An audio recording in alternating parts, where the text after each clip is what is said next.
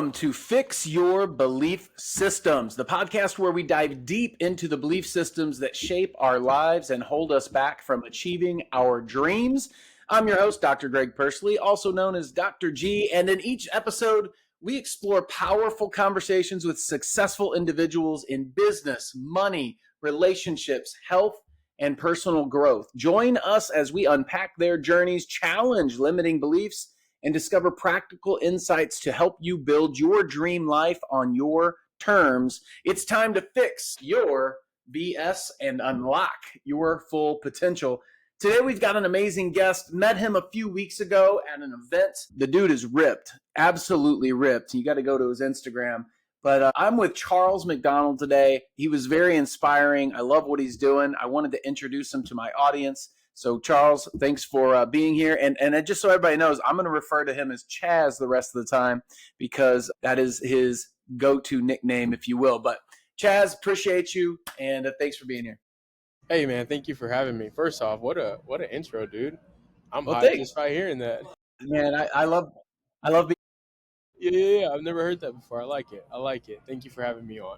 Yeah, no problem, man. So a few weeks ago, I was in an event at First Form and happened to run into you. You were like a ghost. You were here, there, and everywhere, and all at the same time. I was like, is there more than one of him? Like, what is going on? He is everywhere. The event was amazing, hosted at First Form, which obviously you work there. But I want to talk a little bit more about your health journey because so many people say they want health. They want a body, they want a six-pack. And what happens, I found, is that most people figure out what it takes to get that and they stop.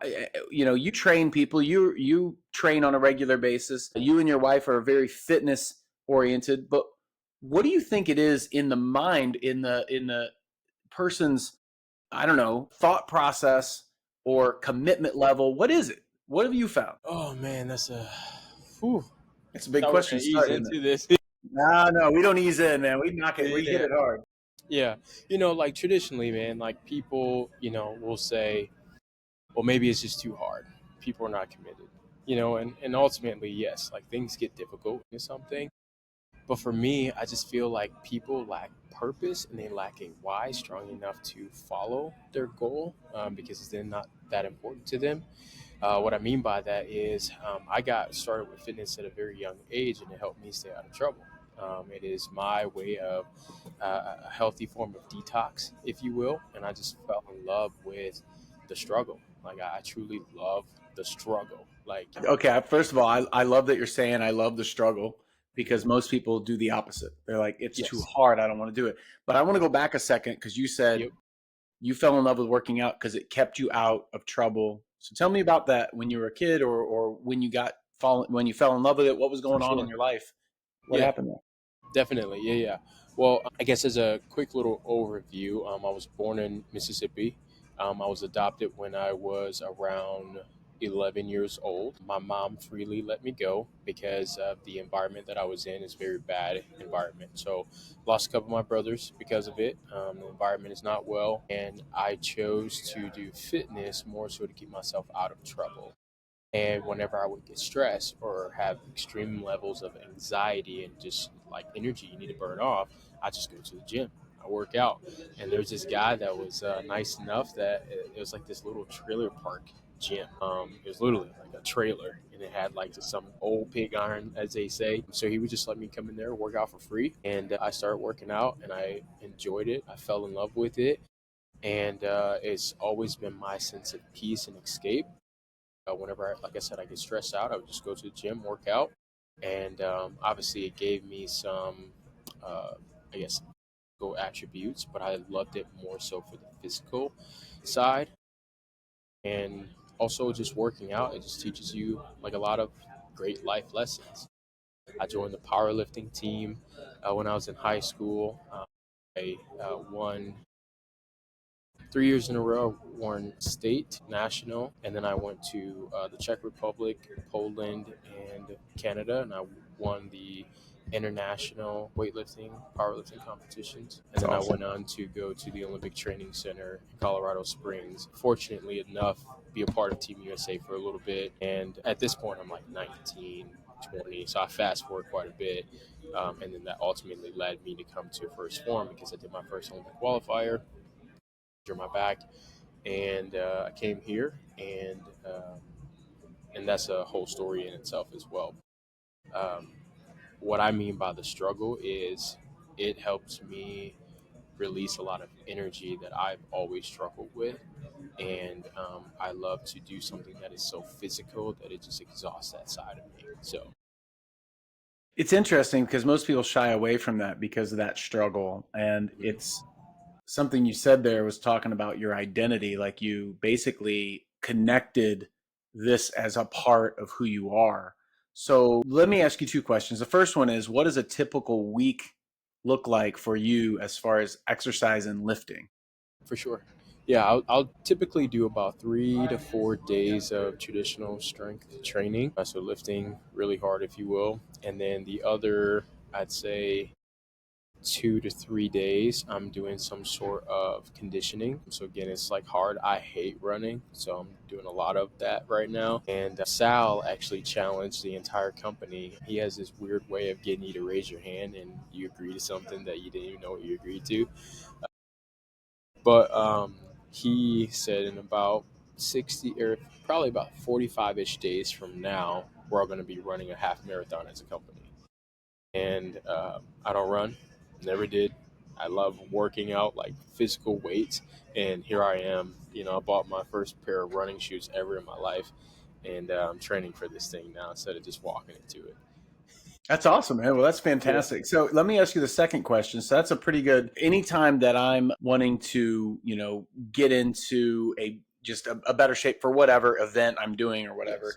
that's basically my training protocol too. I'll lift. I'll do a 5 by 5 every other day, where you do 5 lifts. They're increasing by 5 pounds every time, and every other day. And then on the other off days, I'll do some sort of cardio hit program, flexibility training type deal, depending. And it's about right. Now I'm going to go back to the identity question, because one of the things that you mentioned is like identifying as somebody that is fit, that Yes. you connected that when you were young. What Yes. happens if you miss a day? What do you feel emotionally if you miss a day of lifting or miss a day of exercise? That's good. If I'm gonna miss a day of exercise, it's because of something that's really important. So, like, what I mean by that is something that I've grown to value just as much as my relationship. So, if I'm gonna miss a day of the gym, it's because I was working quite a bit and I have already committed a lot that week to working out, and I need to have a quality time with my wife. And yes, we love to work out sometimes, but like if I'm missing the gym, it's because of that. So it's not because like, oh man, I'm so tired, I can't. So in that case, that's substituted because she's my emotional piece, as weird as that sounds. So I don't really feel too much. I love being in the gym, I love working out, but she replaces that for me. So if I'm gonna miss the gym, it's because of that reason. Gotcha. Yeah, I know no, I that get doesn't that. necessarily help your question, but if I can you What ask me that happens? What again? happens if I think that's something good in a different occurs way. and you just miss a day at the gym? What do you feel like at the end of the day? Is there any emotional? I see. I see. Yeah, yeah, yeah. I just have to find a different outlet. Are we talking about like from an emotional standpoint? Are you Yeah, asking? like so. What I'm getting at is like you view it's like who you are as an individual, like going to Understood. the gym and being fit and Got you. whatever. And if you happen to miss a day for whatever Got you. reason, Great question. Okay, now yeah, I understand yeah, what you're saying. All right. yeah. So you're labeling that as identity. Weightlifting and working out definitely used to be my identity 1000%. I have matured a little bit from where I am today because my identity doesn't necessarily wrap around like a sport or like a business person or a company. My identity more so wraps around, I would say, like an action or a verb, if you will. Like I'm hardworking, I'm loving, I'm caring of other people first. So like before it used to crush me, and like now I've grown up to find and see a different side of life that I now enjoy.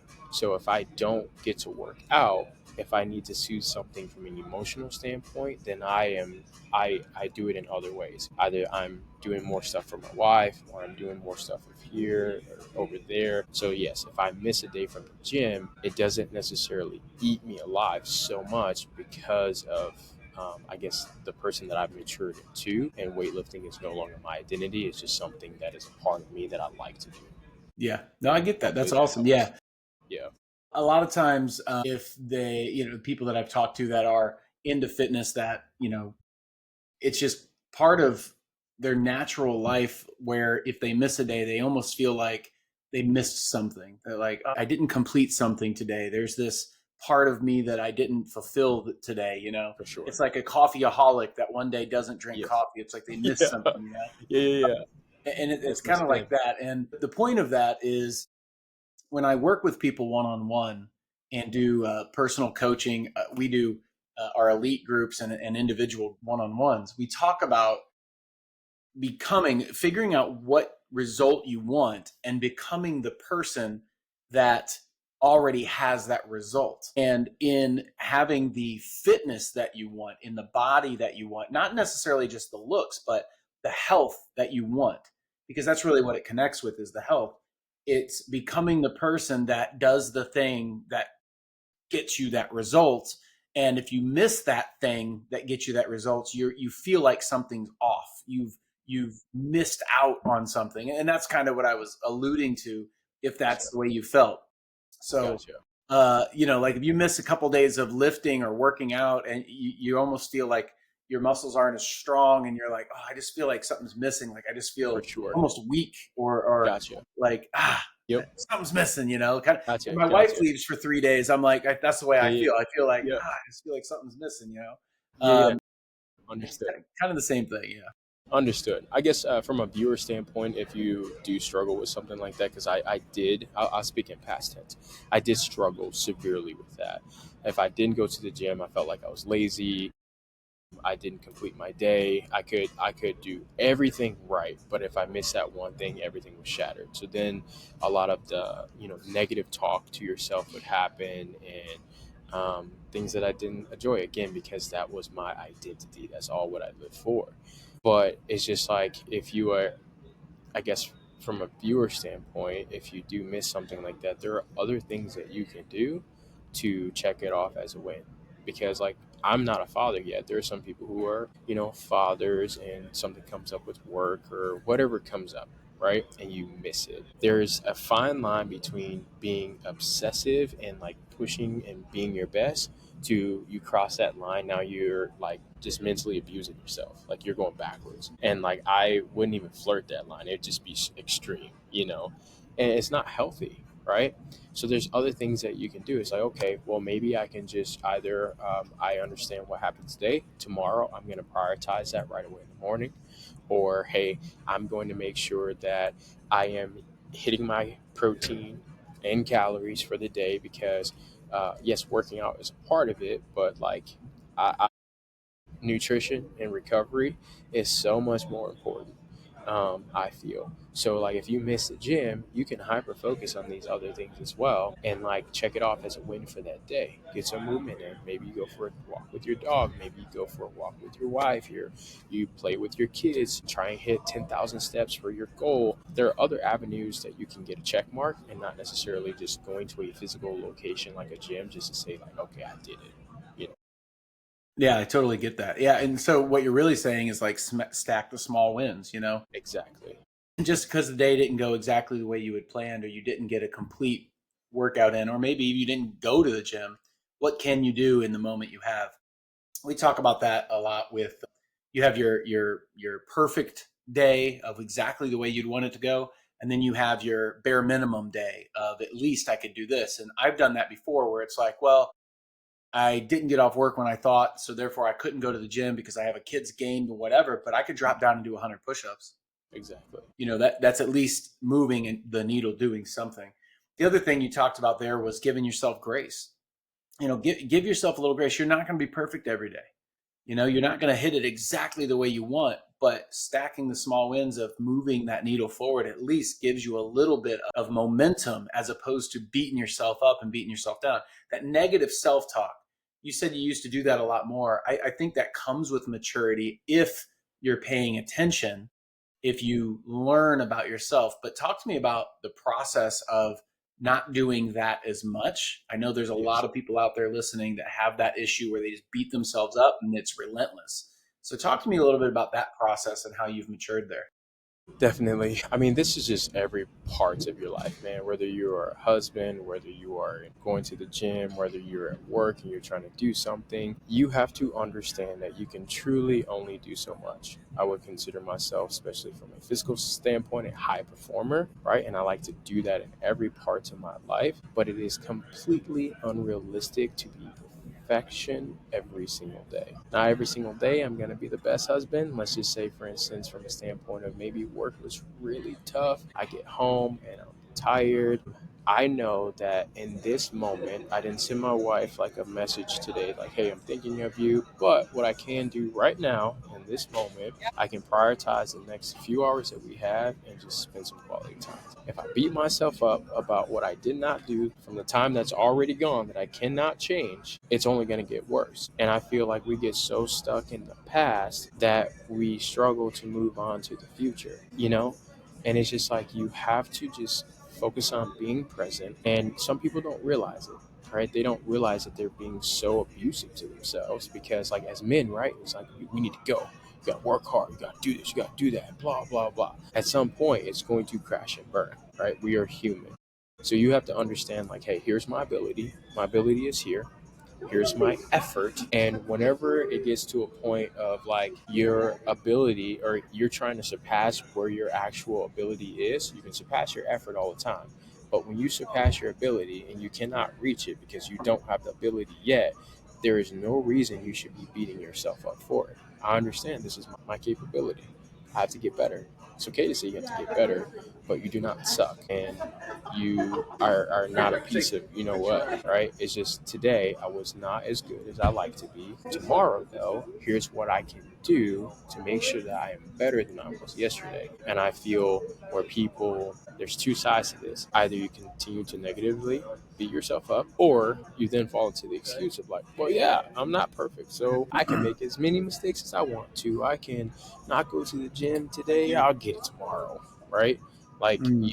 you give in to your own excuses or your negative behavior. So I love the book Atomic Habits, and it's just like I'm always big on why and how.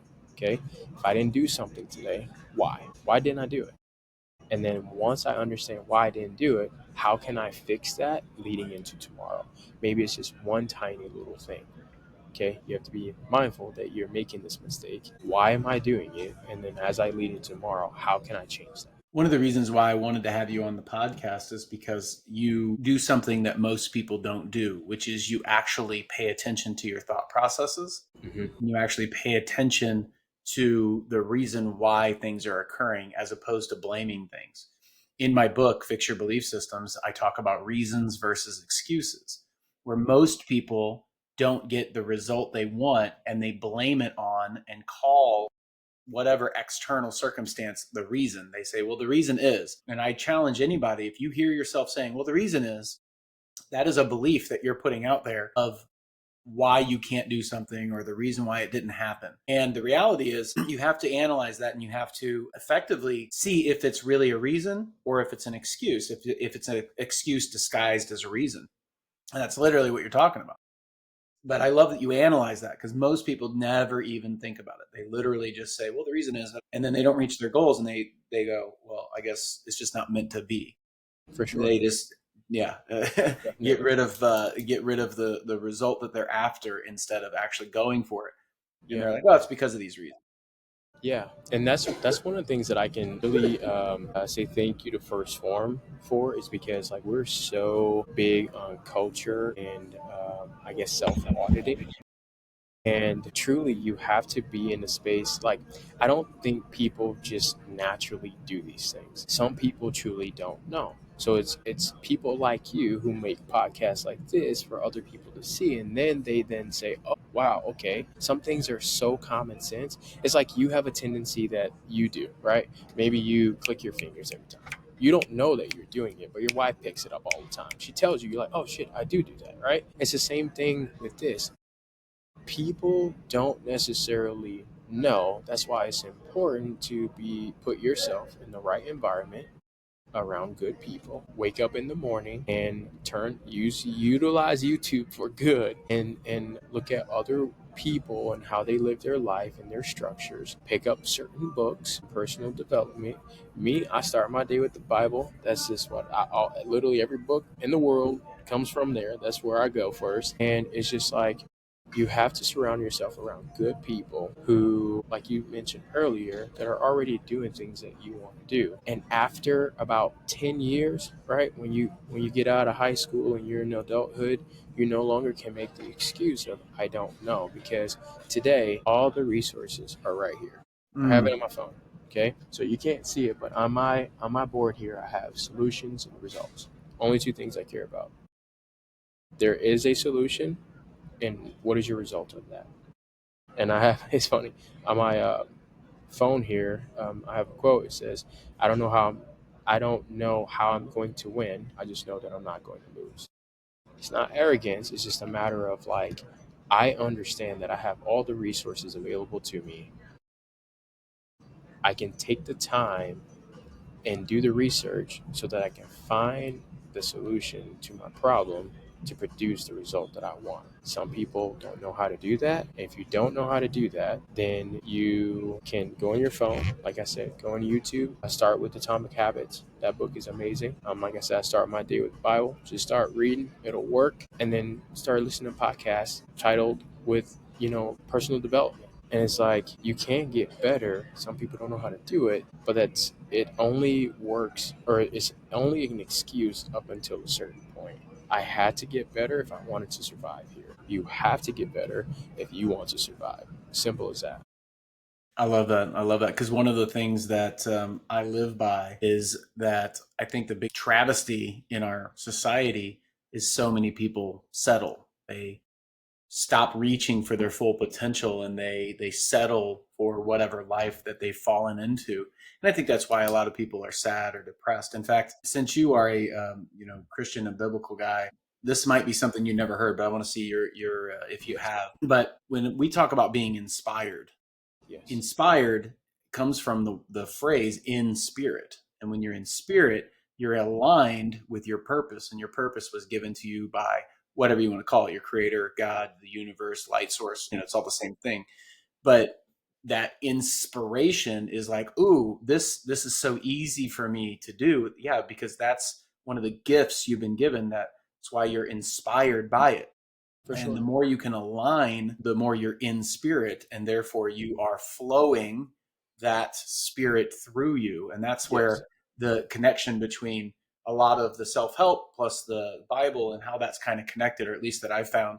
And that's Yes. why when I look at my day, I pack it as full as I can with things that light me up or that inspire me, because that's why I'm here. That's my purpose. I don't Yes. do this podcast for anyone else really than me, because I get inspired by talking to other people and I get excited about it and sharing their message. And so it's fun for me. Yeah. Yeah. I before we move to the next thing, I greatly challenge people to identify what their gifts are. You're correct. We all have some, and oftentimes maybe you won't see it, but other people around you will constantly say it to you. Like one of the things that my mom has always said, my host mom, my real mom, my wife, she's like, people just gravitate towards you and you just make them feel comfortable. And you make them feel appreciated and seen and loved. And it's like, internally, that's something that lights me up. Dude, like I get in trouble by my wife sometimes because I'll be at the random places just talking to people because like I genuinely feel that it is my duty to be that light for someone and bring them closer to God. And what I mean by that is it first starts with me, right? Like I talk to them, I have a conversation. People just need other people to care about them and be genuinely interested in them and help them and be there for them. right? And it's just through my actions of leading by example and putting them first, they then try and understand, why am I the way that I am, which I'm rooted in my faith. So like that's my way of bringing people to Christ, but it's something that comes so naturally to me. I don't have to study to talk to people. I don't have to do this or do that. I can walk into a room of, as they say, peasants, or where we are currently, some of the most high performing people in the world. I can be in the center of both of them. Doesn't really matter, right? And that is my gift, because my wife, all these people have pointed it out to me. So I would encourage people to maybe ask people who are closest to you, say, hey, what are some of the things that you feel like stand out, that I do, that you think comes easy? Because sometimes we don't know that we're always looking for the next thing, moving.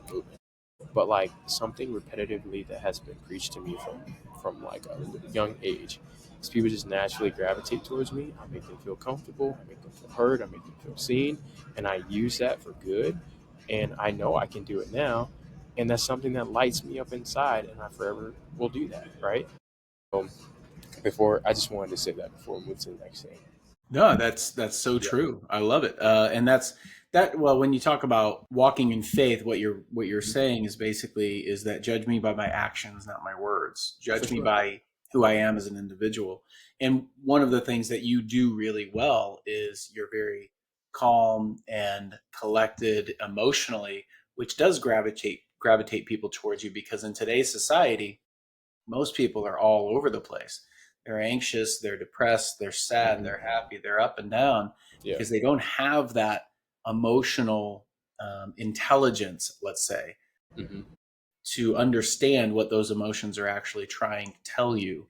Uh, and I teach that a lot, and I don't know if you've ever heard of this, but there's really four things you can control. You can control your thoughts, you can control your emotions, you can control your beliefs, and you control your actions. Those four things. And people don't realize the beliefs is nothing more than a repetitive thoughts that you have thought enough times with enough emotion that it turns into your actual emotional response. And then your actions are something you control. So if you can control your thoughts, you can control your beliefs, which means you can control your emotions, which means you can control your actions. But so many people look externally. So how do you maintain that center within you, to where is it focusing on the solutions and focusing on, hey, I'm a solution oriented person, I'm going to get the solution and I'm going to focus on my results. If I focus on those things and everything comes back to that, or Hmm. what's the process, or what do you do there? Do you mind? So I don't go way over here. No, no, you're good. Do you mind asking that question for me, like a little bit more linear? Yeah, yeah, cool. So how do you remain centered when the entire world around you is doing its thing that you can't control? Yeah. So I guess based off of what you just said, I focus on the things that I can control. It's no different with, let's say, for instance, me focusing on the next person isn't going to necessarily get me into where I want to go. Me trying to be bigger than the next person isn't necessarily going to get me to where I want to go. Ego, pride, all these things that get in the way of you growing. My objective is to solely focus on when I'm at work, my job is to perform at my best, and I need to find a solution. When I'm at home, my job is to be the best husband I possibly can be. So, how can I do that? Understand what I'm struggling with, and I seek knowledge to try and be better each and every day. And as much as it keeps saying it, and I hate to be repetitive, but man, dude, like literally since like I give time in the morning to the Bible and read, I am so much more of a better person, because it is not necessarily how I should behave. Meaning, if I follow my heart and my own thoughts, it's going to lead me astray. The problem is today, everybody feels a certain way and everybody has a different thought. And we have no uniform way of thinking, right? This is wrong. This is right. Here's the law. I put my emotions and feelings aside, maturity, and I understand that this is the greater cause and this is what I'm going to work towards. Okay? This is what the Bible sets for me. It's the standard, my standard. So I work on being the best version of this that I can be. Not perfect, but each and every day, like I said before, I try my best to be.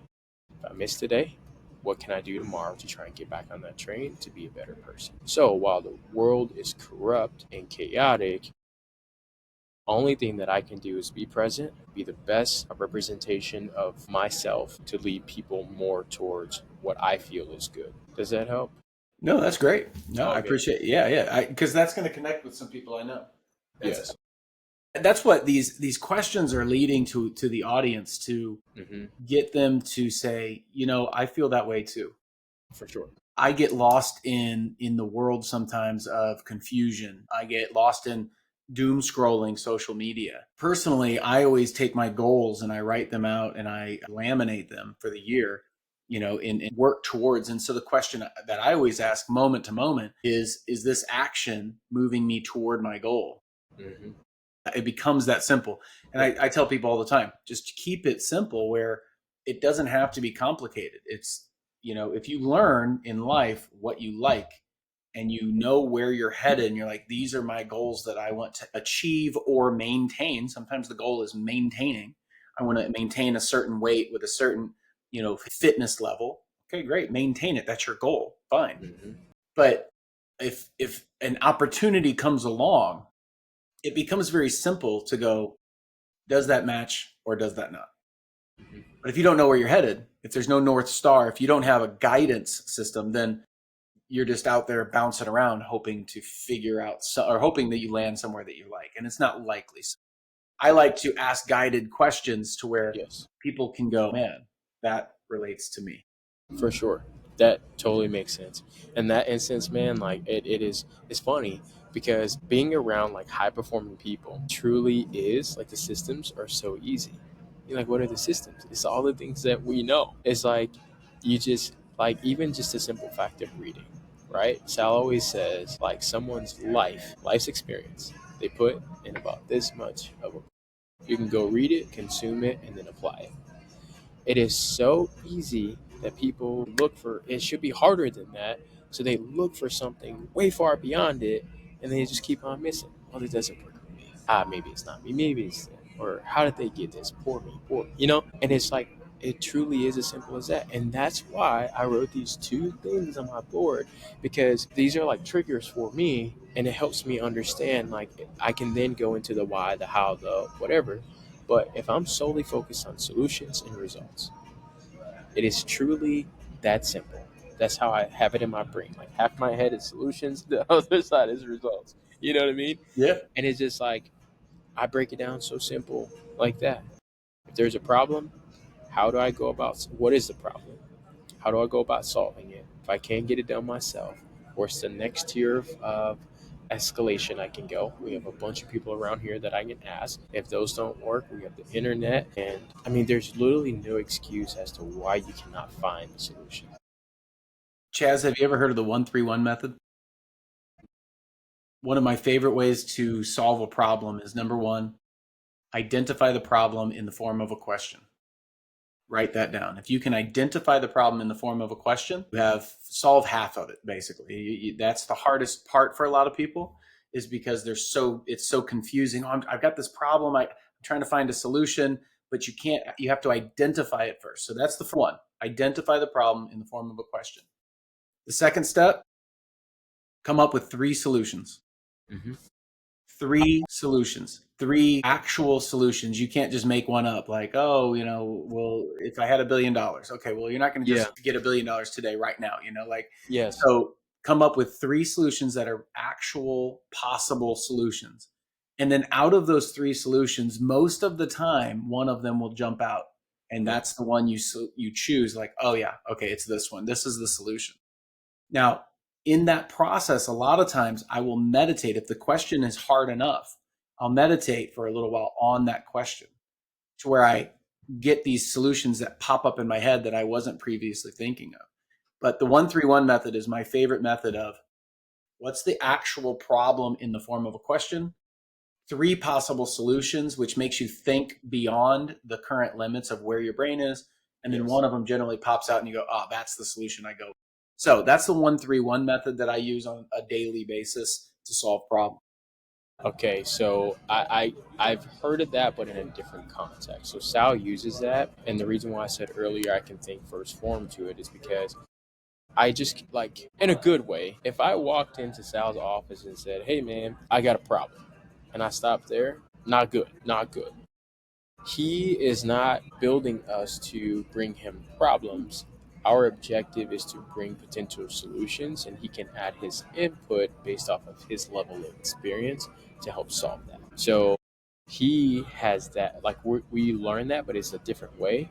But more so, it's just like whatever your problem is, before, if I can't solve it for myself, I better think of 3 ways of how we can solve it. We walk in there and then we just talk it out. Yeah, because then it becomes like in a mentorship role. Because I believe the same thing. I mean, I have Yeah. a clinic, and we have 12 employees in that clinic. We're not $1 billion company yet, but Yep. It will be, baby. yeah, right. But in that clinic, I tell people, look, my day is lined out to be as productive as it possibly can be, and in doing that, I expect that your day should be lined out to be as productive as it can be. And it's not very productive if you and I are talking about a problem. Yes. We want to talk about the solutions. So, as a mentor to other individuals, I expect that they come to me with, hey, I've identified this problem. Here's the solution I believe will work. And here's how long I think that'll take, or how much resources we'll need, or whatever. What do you think? I would rather have that than somebody go, hey, I identified this problem. I'm like, dude, I want you to manage that problem. I'm not the one managing. I got my own problems to Yes. manage. Yes. There's actually a book where they talk about taking the monkey. The employee's trying to pass the monkey onto my shoulder, and I'm trying to pass the monkey back to their shoulder, right? Yep. The problem, they Yep. call it a monkey. Yep. But that's the way I look at it. And so I think in today's society, you add a lot of value by literally just thinking about the solution and coming up with a potential solution. It tells me, as a leader, a manager, an owner of a company, that you are potentially management quality or leadership quality, because you're simply thinking in terms of solutions, not problems. So Exactly. love that. Yeah, I love that you do that. Dude, that's one of the most valuable thing I would say I learned for sure. Yeah. Well, man, any final thoughts that you'd like to point out? I love the conversation that we're having, and we've hit some really pivotal strategies that people need to put into place, and really simple, easy, disciplined strategies that people can put into place in their life. Any final thing that pops into your head that you're like, man, I wish people would know this. I wish they would know this about themselves, about success, about anything that pops into your head. Yeah. I would say, especially being a young kid, super ambitious, I thought I was going to get to where I wanted to go much faster than I actually could have gotten. Right. And it's funny, you hear that all the time. And I always say this, like, your parents will say things to you, other people will say things to you, but until you literally go through it yourself and experience it, it becomes a party like, aha, that's what they're saying. Right. So, with that being said, it's going to take a little bit longer to get to where you want to go. And what I mean by that is, I was an adopted kid, moved here, and I was in seventh grade, eighth grade, and I had a second grade reading comprehension level. Did a lot of tutoring, adjusted into a culture that I was not a part of, learned a lot, and I'm in a position where I can provide for myself and my family. And I thought that I was going to be able to do this by the time I was 20. I'm now 30, so I'm 10 years off. And with that being said, I encourage people to give themselves grace. More importantly, be founded in Christ. It truly does help. Whenever, don't put your identity into a thing like work or a parent or all these things. More so, like, I'm a person of solutions and results, right? Because I can backtrack from there. I will be the best dad someday. I will be the best husband because I'm always searching for a solution and I care about the result, no matter what. I And love if that. you struggle, that is okay. Give yourself grace. Just do not live in that struggle and just say, okay, well, I got here. What got me here? How can I fix it? And then when tomorrow comes, I implement it. So, Atomic Habits, I will read that book about 1,000 times because it truly makes it so simple for you to develop good habits and get your life changed around if you're willing to just apply it. It's so easy that so many people don't do it. What a great closing statement. And it brought a couple things to mind. Mm-hmm. The first thing is that you talked about right there in that closing statement, applying it. I do a lot of speaking presentations and speaking engagements. And when we let my patient or my customer list or my email list know where I'm going to be, we have a lot of people that show up to the events that I speak at. They don't ever apply it. Nothing changes in their life. And I tell them straight to their face, the information is great, but it means nothing unless you put it into action. So spot on. I love application of information is more important than knowledge. In fact, that statement, knowledge is power, I don't believe it's power. I believe application of the knowledge is actually the power. 1000%. Number two, you hit on this, and the biggest mistake I have ever made in my career, just so you know, and I say this a lot, so some people have heard it, but the biggest mistake I've ever had made in my career was being in a hurry. I thought if I just worked harder, if I just did more, if I personally did more, then therefore success would happen quicker. That's not the case. That's not the case. Being in a hurry doesn't do any good. Doing the right actions with the right information in the right timing, that's what's more important. And so I have since, over the last 5 years, learned being in a hurry doesn't do it, and being content with where I'm at. And then finally, I don't know if you've ever heard the Chick-fil-A story, because this always keeps me kind of centered with being in a hurry. But the statement, my pleasure, when you go eat at Chick-fil-A and they say my pleasure at the end, that's pretty common. People know that. It kind of identifies Chick-fil-A. Oh, they say my pleasure at the end. You're very familiar with that, right? Mhm. Do you know how long it took for that statement to become a company-wide protocol? Do you know how long that took? If they were in business for 20 years, I'm probably going to say it's been about maybe 15 of those 20 years. But the initiation of it's part of their identity now. They knew it was key. They knew that it could have been something or should have been something that they were doing. It took 2 years for my pleasure to become the company-wide statement that was done at the end of every order. So you think about the repetition that it takes, and you think about the input that it takes. By the time you're bored with something, the market is just hearing about it. And so all I'm saying is figure out who you are, figure out what you want, take some of the things Chaz and I have talked about in this episode, put them into action, and know and have work on faith that it's going to turn out, because it will turn out as long as you don't give up. Failure is only going to happen when you quit. So don't quit, because then you can't fail. Boom. Well, thanks, Chaz, for being here. And also thank you all for tuning in to this episode of Fix Your BS. I hope you've gained valuable insights and inspiration to challenge your own belief systems. If you're ready to take the next step and join the Fix Your BS community, which is dedicated to your personal transformation, check out my coaching group by clicking the link in the description. We will work together to build your dream life. Remember, the only thing standing between you and your goals are your beliefs and your actions. So let's fix them. Until next time, keep believing in yourself. And as always, I'm here to help you fix your BS.